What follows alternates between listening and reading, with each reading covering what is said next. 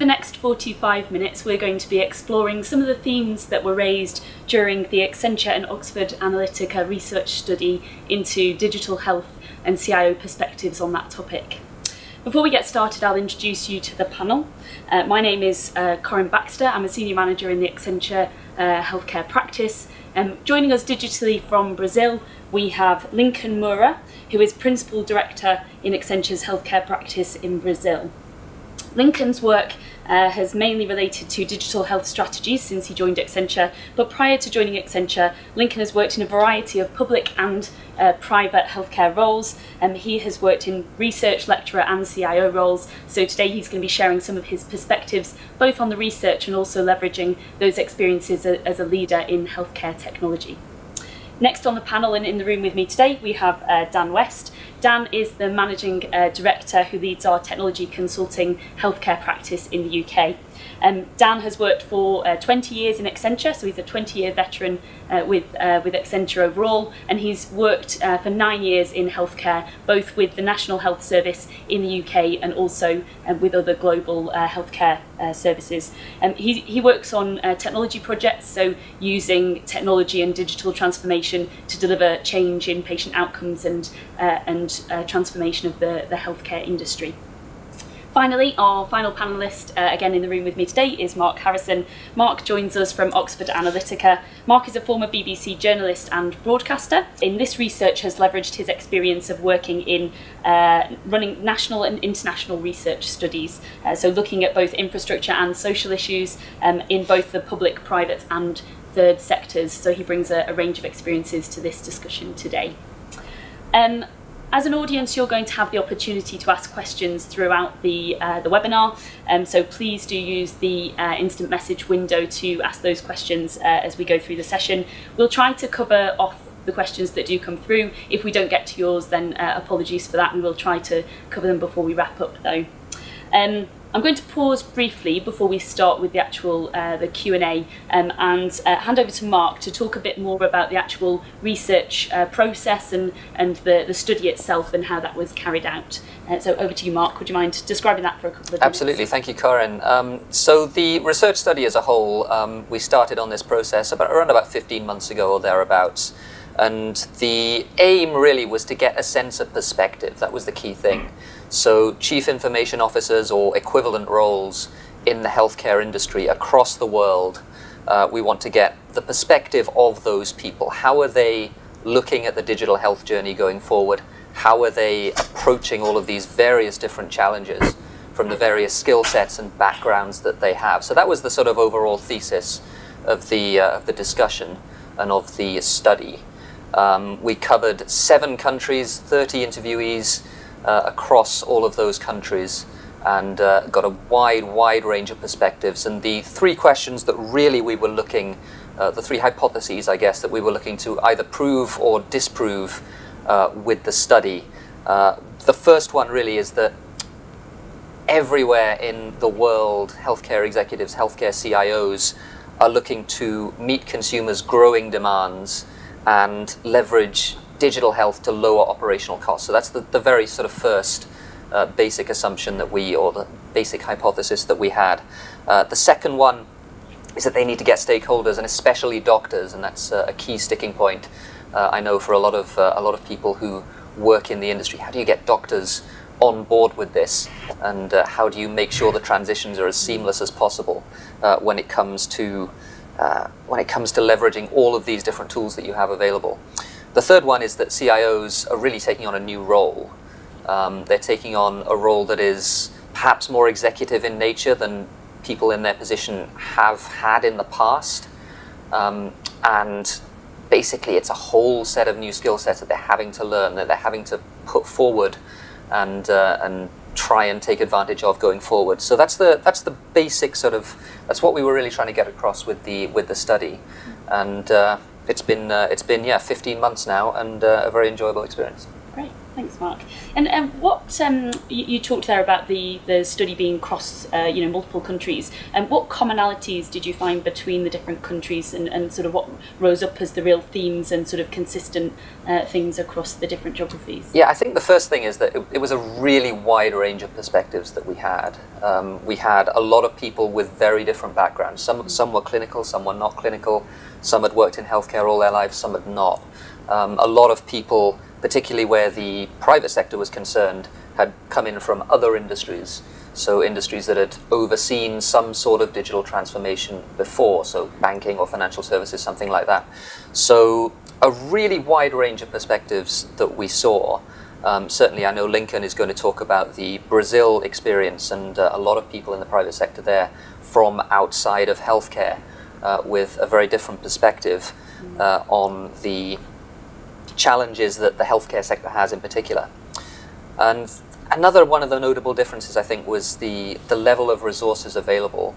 In a lot of places, the UK, I think most notably, resources were very constrained, either in terms of money or in terms of manpower.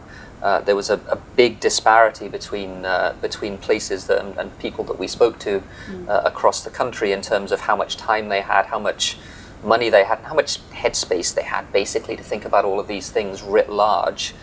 And it means that depending on what the perspective was of the particular CIO, it means that somewhere within the spectrum of sort of a very sort of big picture thinking sort of executive CIO and a very sort of nitty-gritty operational CIO, most of the people that we spoke to fell somewhere in that sort of in that spectrum overall.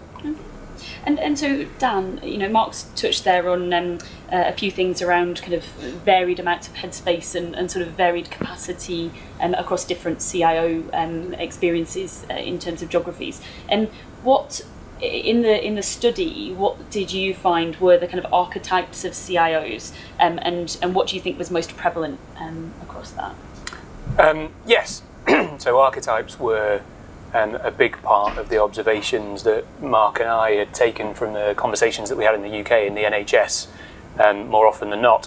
What I will say firstly before I talk about the archetypes is, and this builds a little bit on what Mark had said, almost universally and really encouraging to hear for me was an agreement amongst the CIOs that digital transformation is going to play a really big part in the future of delivery of healthcare services, particularly in public health ecosystems like the NHS. The combining factors that are driving up the cost of delivery of services, like the ageing population, like the increasing prevalence of lifestyle disorders, and the growing costs of advanced therapies, are not easily combated with incremental efficiency gains in individual organisations. It actually needs a reimagining of how healthcare services are delivered and behavioural change for internal users and patients and citizens in the way they deal with their own healthcare needs. And the digital transformation that's been seen in other industries is a really big part of the consciousness of the CIO community in how they're going to try and address those challenges going forward, which for us as a technology business was a really encouraging thing to hear. Flipping back into archetypes and building again on what Mark had said, the ability of CIOs to deliver the digital vision that we've just outlined and combat some of those challenges that are affecting healthcare systems is a function. It is constrained by a number of local factors like their mandate, their background and skill set, and the amount of time or headspace that they've got to contemplate this vision and the journey towards digital transformation. We chose to polarize this onto these archetypes on a spectrum, and at one end there is the executive CIO, the digital visionary that sits on the board and influences peers in relation to how technology can be a driver of value rather than just a driver of cost in the healthcare enterprise. And they tend not to have their heads full of operational IT issues like managing the legacy estate and keeping operating systems and applications and infrastructure on supported versions. In comparison, at the other end of the spectrum, were what we had called operational CIOs, which in the UK tended to be called IT directors, and they would report to the board not directly but through the director of finance or the director of estates, and they tended to be the folks whose heads were full of those operational day-to-day management responsibilities, and therefore had less of the opportunity and the mandate from the executive perspective to define and then drive towards a vision of digital transformation. And what we're not saying here is one is right and one is wrong. What we're saying is there's a set of local factors that need to be considered when working out how a healthcare organisation can really make the most of the opportunities that digital offers. Thanks, Dan. So, Lincoln, I'm just going to pick up with you briefly around one of the points that that Dan just mentioned there in terms of the demands on the healthcare system outside of technology. Specifically, Dan mentioned ageing population and lifestyle challenges. Obviously, in the UK, that's a big, it's well known that that's a big challenge for the UK healthcare system. How is it in Brazil in terms of the key factors from a broader health context that are influencing the challenges that we're facing digitally? Okay, thank you. That's a very, very good question. And Brazil is a changing country, as you can see, so as you can figure out, because we come from a legacy of infectious disease, and the profile of the country has changed completely. So at the same time that we need to deal with infectious disease in some areas of the country, still in the big cities, the major cause of mortality and diseases are the same that are prevalent in the first world. So we need to deal with chronic disease. There's a lot of work moving on in terms of helping chronic disease patients to take care of their own disease, and CIOs are aware of that.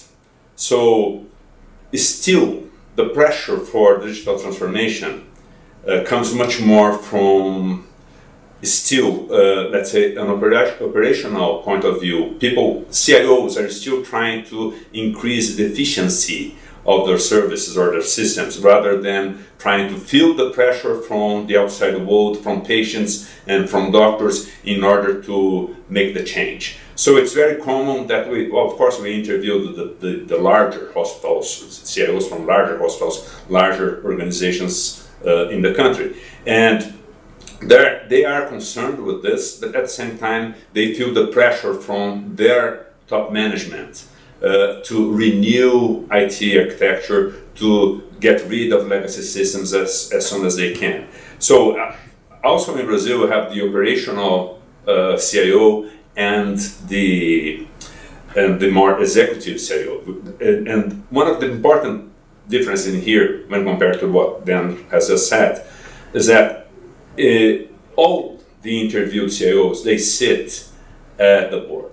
So they have a voice at the board. However, half of them, they define themselves as a more executive profile than as operational.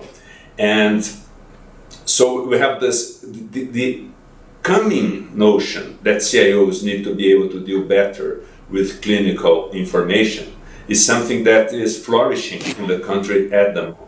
So if you take 2 years ago, we didn't have any CMIOs or clinical CIOs. And at the moment we have. In the big hospitals, in the big organizations, even in the public sector, we do have them. So this is a changing environment, and it was very surprising to me particularly to understand that they don't feel pressure from the outside world. Seldom they do, but they understand that the changing is coming, and they will need to be able to cope with that. So if you take that with the complexity of the environment itself, the fragmentation of healthcare in Brazil, and the change of profile in the country, you see that we need to train people, we need to get people understanding the complexity of healthcare information, and we need to keep improving, let's say, the capabilities, so that we have better systems for better people that answers to better to all the needs for the country. Thanks, Lincoln. Thanks. So actually, there's a really interesting point there that you mentioned around operational efficiency and the pressures from an operational efficiency perspective on a large portion of the CIO community in Brazil. Mark, you talked a bit about some of the differences between the country respondents. I guess is that operational efficiency pressure something that you saw prevalent in those differences, and was that the kind of driving factor, or were there other kind of things that were really driving that sort of spread of focus between different geographies? I think it was more, I mean, I think broadly there's an acceptance that everyone's broadly working towards the same goal, and efficiency is a big part of that goal. But I think the differences that we saw in terms of perspective, and you talk about, and Lincoln mentioned the chief clinical information officer and the role, the sort of bridge between the clinical and technological worlds. And that's a really interesting point, I think, because a lot of what we saw, particularly in what Dan and I saw in the NHS and sort of going around the UK and speaking to people, is that first of all, a lot of the CIOs that we spoke to had a clinical background, and that makes a big difference because operational knowledge of what what doctors do on a day-to-day basis, like that comes naturally. That's a big gap. If you don't come from the healthcare industry, that's a big thing to have to learn.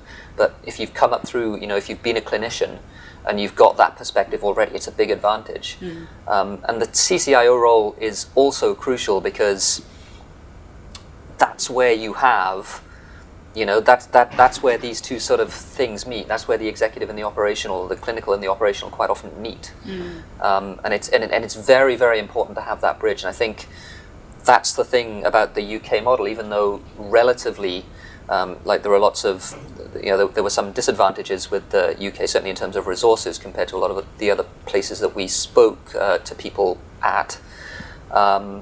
It's a really big thing to have clinicians in that position, former clinicians in that position. It means that the workflow and the use of the technology comes much more naturally, and implementing things comes much more naturally. And possibly a difficult question, so apologies if it is, but which country respondent would you think is best placed to be taking forward the kind of digital transformation journey? Was there kind of one shining light that jumped out at you? Or? It is a difficult question. I'm not sure I can answer it with a single Lincoln's word, waving unfortunately. The Brazil flag. Yeah, absolutely. I really think there are sort of pluses and minuses at play here. It's not, one country's doing well, one country's not doing well. It's a really broad range of different perspectives. I think what you need is sort of the executive vision, first of all, to see sort of everything. You need resources, and you need sort of organizational cohesion. Those three things. Is there somewhere that's doing that better than others? I'm really not sure. Certainly, for example, the Nordic countries and the places or the people that we spoke to there, they have a lot of resources. They don't necessarily feel they have the sort of executive vision and organizational cohesion.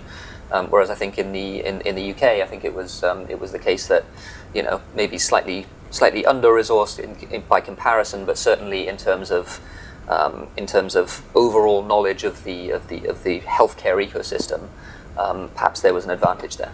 Yeah. And I guess picking up on that CCIO role, which both yourself and Lincoln have mentioned, is really important. And Dan, from your perspective, do you see the CCI role as something that has reached its maturity in the UK, or do you think that's going to continue to mature? And I guess what do you think is affecting that? Because it's a relatively new concept in the UK. Yeah, I think that's right. I think it is a relatively new concept, but I think out of all of the geographies that we ran the survey, again, really encouragingly, if you live in the UK, the maturity of the CCIO role and the recognition of the contribution that they can make in technology in general, but also in then reimagining services and bringing in this term digital, they were better than I think we'd seen elsewhere. And indeed, the model that's being used in the UK is being exported to other geographies, and Ireland are following suit and trying to appoint CCIOs into all of their organisations. The role for a senior clinician with an interest in technology to partner with the CIO and be the voice of the internal user base and of the external patient and or citizen in the social care context was really positive, and our CIO community consistently said that that was a real win for them in being able to then address the human elements of the change journey, recognising that technology itself doesn't deliver a benefit. It's the changing of behaviours of human beings using that technology that will derive benefits for the healthcare ecosystem. And the CIO role, as well as a broader recognition of change enablement being a really big part of the digital journey, was really positive, and CIOs were unanimously supportive of it. Good to hear. Yeah, it is really good. So Lincoln, just back to you for a second. What's interesting in the study, I thought, was that a large portion of the CIOs in Brazil seem to be coming from outside of the health sector and actually from other industries. Can you talk a bit about what you see as the reason for that, and I guess what you see the impact of that is as well? That's a wonderful question, and this is something that has always called my attention, and it was confirmed by the survey. And the idea is that in the public sector, CIOs for the public sector, they are basically taken from people, engineers, but they have strong background in healthcare. So I used to be a CEO for a large hospital in Brazil, public university hospital in Brazil. And the funny thing is that, so the guys from the private sector, they tend to hire CIOs from the market, from telecom companies, from bankings and the like, because they really feel the pressure as being outsiders. Actually, most of the CEOs themselves come from outside the healthcare sector. So they tend to see that health and healthcare are very, very, very, very inefficient. So the first glimpse is to improve efficiency. So in order to do that, they tend to hire CIOs that are very good at making IT work for the benefit of efficiency and efficacy. So this is very interesting. Whereas the guys from the public sector, to begin with, the public sector is always in three spheres in here. So it always takes into account what happens at the city level, state level, and the federal level. So these guys they tended to be more fluent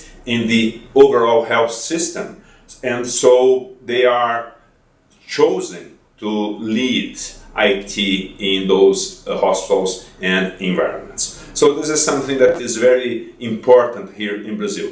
But as I mentioned before, this is changing. So at the moment, as also our survey is one of the conclusions, is that you may not have a single person that embodies both knowledges. However, we need to have the profiles within the organization. So we need to have the competence, the skills, and the experience related to both IT and health. Otherwise, it's not going to work.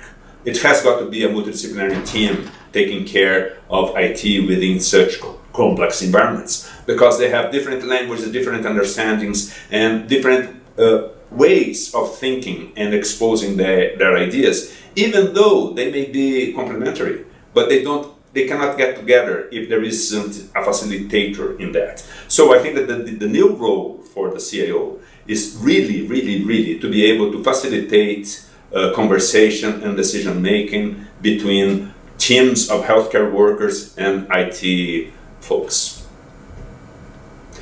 If you allow me, I would like to say that, if you allow me, just to make a short comment on one of the things that was mentioned, and that was very important here in Brazil.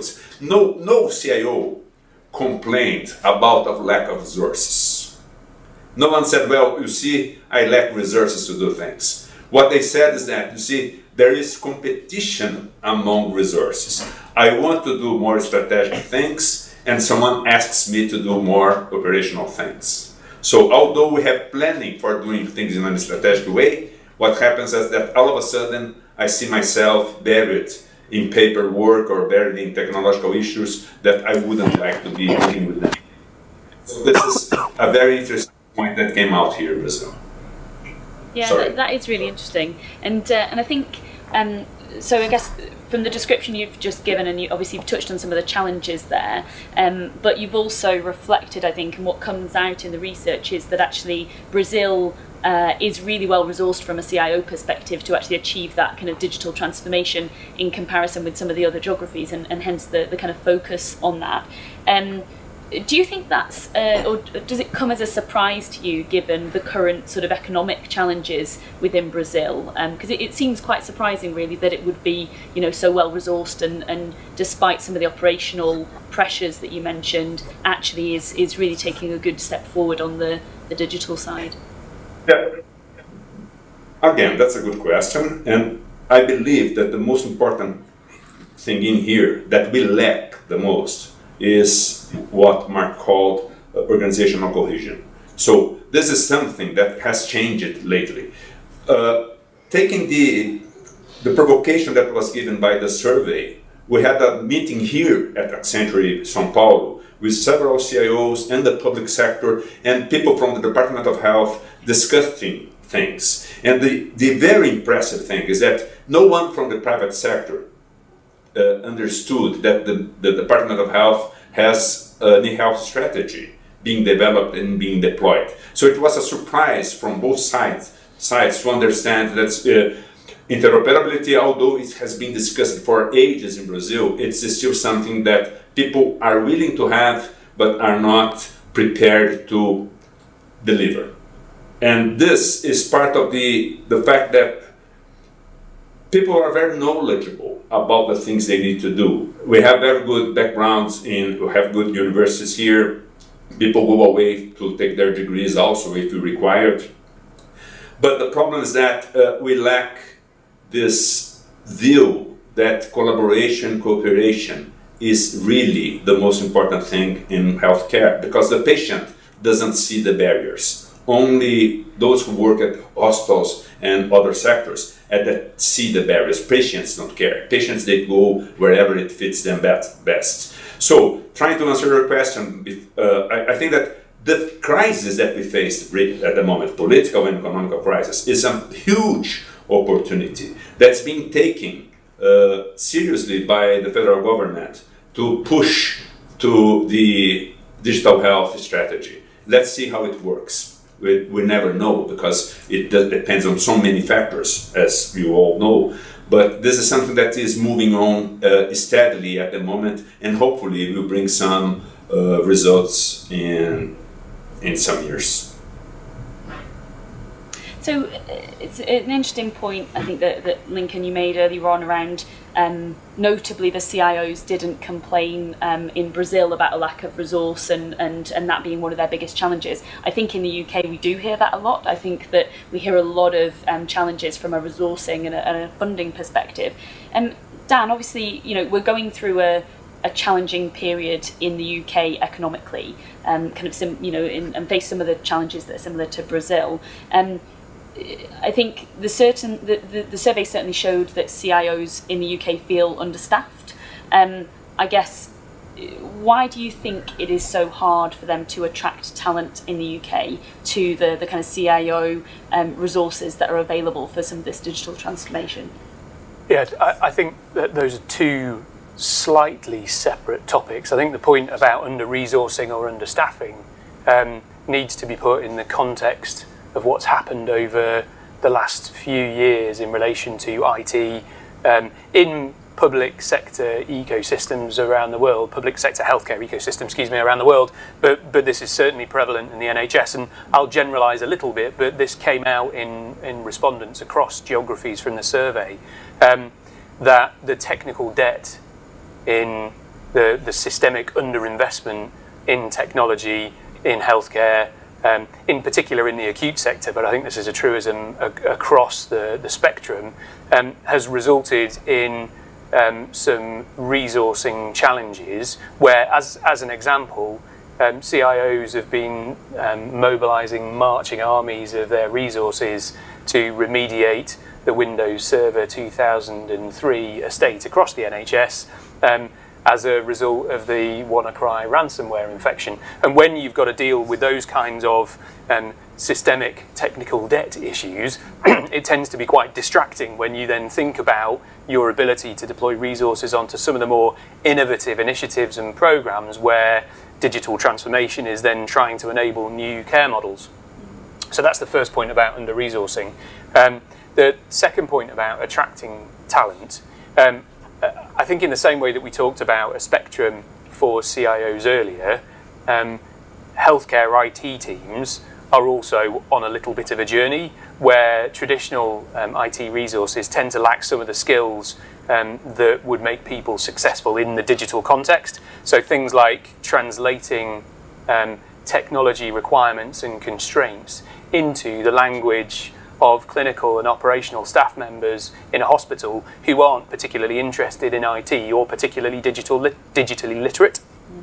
The design thinking and service design skill set that's so important in what's happened in other industries that have embraced digital, like the retail industry and the financial services sector, and then how agile approaches are relevant in healthcare, like iterative development and minimal viable products in an environment where the dominance historically and technologically speaking has been in COTS vendors and COTS products. So it's really hard to get a hold of those skill sets. They are very rare in the market and are therefore in some demand. And public sector organisations, public health ecosystems struggle economically to be able to attract that kind of talent because it is so rare in the marketplace at the moment. And CIOs said that the way that they were trying to combat that in the NHS in particular was growing their teams internally, a real focus on taking existing resources and equipping them with the skills, infusing in some new resource where possible, and then building outwards rather than attracting inwards. One of the CIOs talked about an apprenticeship program that he's run that's been really successful in taking younger folks into the organisation and then building up their skill set as they go and maintaining then some level of dedication from that resource over time to the organisation. Now, having said all of that, I'm going to be slightly schizophrenic now and talk about late millennials and centennials where they are interested in doing work that matters. So a technology leader in the NHS, not somebody that we came across during the CIO survey, but somebody who's a significant leader in the way technology and digital will be embraced in the future in the health service, was at a careers fair recently and was following on stage to do a presentation an executive from a multinational and very large media company. And as they were passing on the steps of the stage, they stopped to introduce themselves. And the lady from the media company said to this gentleman from the NHS, "It's you that keeps stealing all of my younger staff members because they want to go and work in the healthcare context because they're interested in doing work that matters rather than making a big multinational more wealthy." So that's quite an interesting dimension that I think we'll see play out over the coming years as centennials make up a bigger portion of the digital workforce in the health service. That's really interesting, Dan. And I think you touched on two very kind of polar topics there. So you talked about the kind of exciting stuff and the design-led thinking and what excites that young audience and that young sort of workforce as well, and that sort of future workforce, which is at one end of the spectrum. And then you briefly mentioned the kind of technical debt challenges that we see in many healthcare economies, and particularly the WannaCry incident and how that affected the NHS and globally affected many other industries as well. Just touching on that second piece briefly there, I guess arguably you could say that many CIOs will be looking back over the last 12 months and will see that incident and that WannaCry kind of storm, and the fact that the estates weren't kept up to date enough to sort of maintain the pace and protect against that as a significant mistake, and I think a significant mistake on the part of the on a kind of national scale and also on a local scale where there were real impacts locally. And what do you think are going to be the things over the next 12 months that may be the mistakes that are further down the line? So if you're a CIO looking forward to the next 12 months, what do you think are the mistakes that they need to be avoiding or that may be made by others? Have you got any thoughts on that? It's perhaps not a mistake, it's a missed opportunity, which could be construed as a mistake in retrospect in 12 months' time. But I outlined the role of the executive CIO and talked about their headspace and their outlook. My sense is that transformation in healthcare to create economically sustainable services for the future and better outcomes for patients within the healthcare context and social care outcomes for citizens outside of the healthcare context, I think CIOs need to recognise that inward views contemplating their own organisation and their own organisational operational needs is missing a huge opportunity to collaborate and coordinate across organisations and across the CIO community in a healthcare ecosystem to share data better, to collaborate on infrastructure initiatives, to think about enabling new models of care and social services through digital technologies and digital interaction. So I think if CIOs in 12 months' time have done 12 months of insular, inward-focused thinking and kind of operational management of technology, there's been a huge missed opportunity. And I would urge all CIOs to really collaborate at a community level. And where do you think their priorities currently lie? So from the study, and I'm not just talking about the UK, but internationally, what did you see as the things that were most important to the CIO community? Yeah, so on this question, I think there are three parts to my answer. The first part thinks about people's definition of digital health. If you ask 10 healthcare professionals what they thought digital meant, you would get 10 different answers, but there would be some commonalities, some themes amongst it, and it would tend to be around things like apps and wearables, IoT and telehealth. And what our CIOs said to us is those things are undoubtedly important, but actually the maturity of the foundations in information systems in most healthcare organisations isn't really there to sustainably enable that kind of digital transformation. One of the CIOs used a metaphor where building digital healthcare systems was like building a house. You don't choose the curtains when you're digging the footings. Which means there is a sequencing of priorities, and while it's interesting and useful to engage in longer term innovation and digital transformation, it's really important to focus on the foundations. One of the other things that came out of the survey was Callingham's hierarchy of needs, which was based on Maslow's hierarchy of needs, the psychology theory that for a human being to realise their full potential, their persona needs to be based on a series of foundations around physiological needs, security and safety needs, and then emotional needs. In the same way, Callingham's hierarchy of needs thinks about digital healthcare transformation, and in the bottom layer there are things like the need for shared WAN, data centres and cloud strategy at a regional level, mobility enablement, and internal and external user identity management. The next level up is then the core clinical information systems, getting those right and modernising those and stopping taking notes on paper. Then next is interoperability and access to shared care records at a regional level, then analytics and population health management, and then finally at the pinnacle of the pyramid is innovation and digital enablement of care models. And what our CIOs all said was a priority for them was not waiting for the full picture in the executive mindset to crystallise around how you're going to get to the pinnacle, but making sure that the foundational layers get the right level of emphasis now, because waiting for crystallisation of that full picture will delay investment in solving for some of the foundational problems that exist today.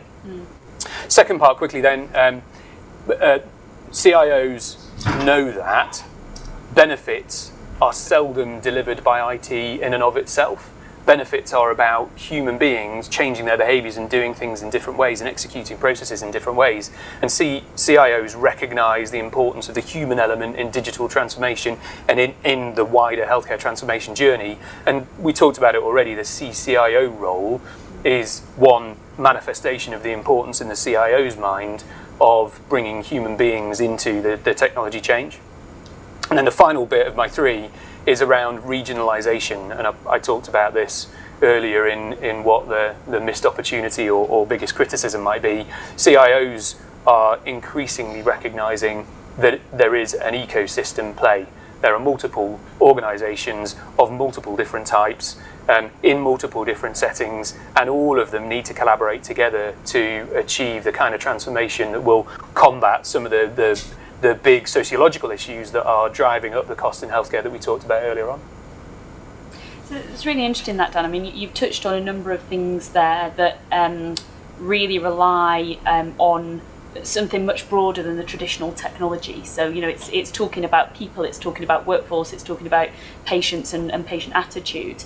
And I think it's clear from what you've said, and actually some of the comments as well that Lincoln you made earlier on, that actually that kind of stakeholder management piece is really key to the success of the CIO individually and as a community. Can you just talk to us for a minute, Lincoln, about from your perspective, what specific challenges are CIOs facing around that kind of stakeholder management piece and making sure that they're relevant and remain relevant to the board and that kind of executive level?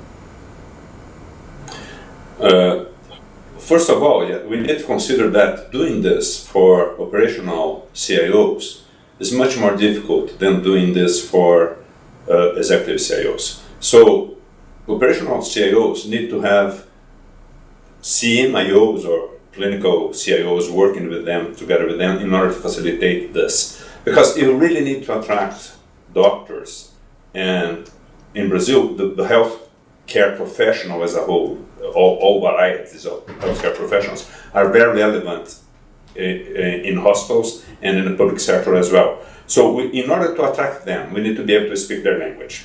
And we need what we understood from the survey was that they are always invited to come when something is already done. Whereas the idea is to have these people taking part, blending in order to conceive new ideas, in order to put themselves in the place of the patient or the citizen and understand how they want to be treated and what their needs, their basic needs are. Much in line with the things that Dan just mentioned in terms of trying to understand what their basic needs are. So we used to do things using technology from a technological point of view, even while we didn't have the technological resource to do things in a different way. But nowadays, in which technology is not the basic limitation, we need to take the patient and the patient family and the healthcare professional at the core of the things that we do. And this is easily said and done. But anyway, we need to try, and we need to attract them to conceive new applications, conceive how the use of technology can be used in their favor.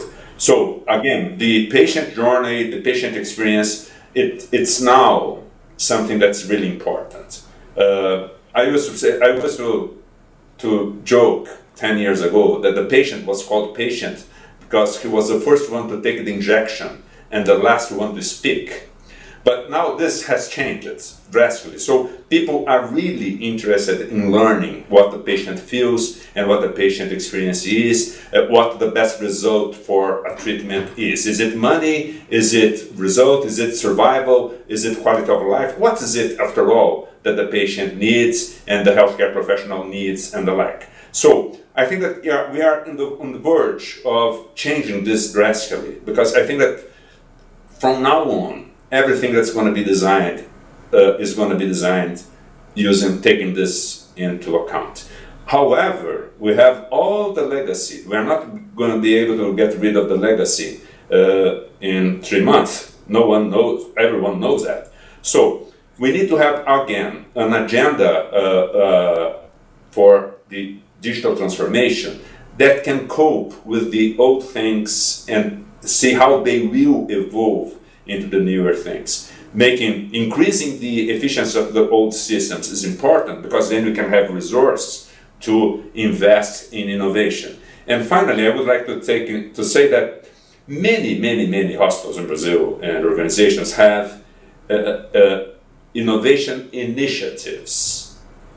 A few only of them have a digital transformation agenda. So a bunch of innovative ideas is not digital transformation. It is a bunch of digital initiatives. So I feel very happy that recently we have started seeing at the campuses of some of hospitals, they are proposing, they are explicitly saying, we need to take the digital transformation and bring it to the hospital. We need to face it and bring it to the hospital. So this is, to me, it's a great surprise and a very pleasant one for people to understand that it's not simply a set of unrelated digital initiatives that will make the organization digital.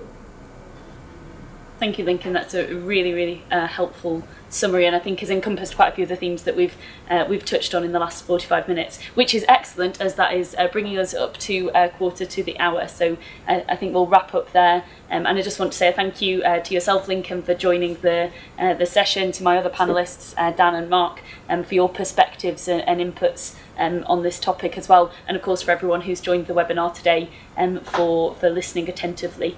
So thank you very much.